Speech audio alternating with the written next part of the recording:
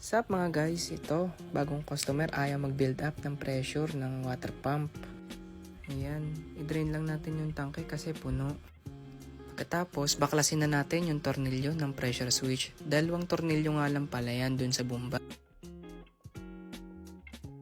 After natin matanggal, tanggalin lang natin yung 4 na pirasong 14mm na bolts. Aqua Pro nga pala ang brand ng water pump na ito. Sa mga nakakaranas ng ganito, ito na yung video para sa inyo.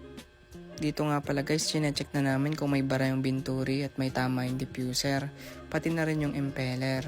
Dito guys, maganit yung ating impeller kasi nagdikit yung stationary phase at rotating phase ng ating mechanical seat. Nangyayari to pag hindi madalas nagagamit yung ating water pump. Ang madaling solusyon dito guys, pupoint lang natin yung ending ng rotor. Di ko lang naipakita dito dahil di nabidyohan. Dito guys, okay na, ibabalik lang natin yung head ng ating water pump at itetest natin kung may leak yung ating head. Sa pag-check nito, dapat may laman lang yung ating pump head at malakas dapat yung higop sa intake outlet.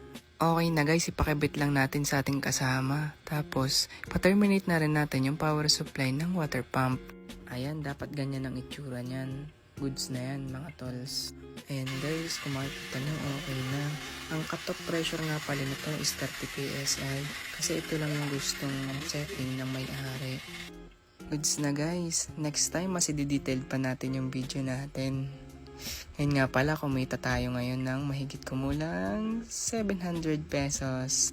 Goods na to para sa ilang oras na sideline. At yun lang. Bye-bye!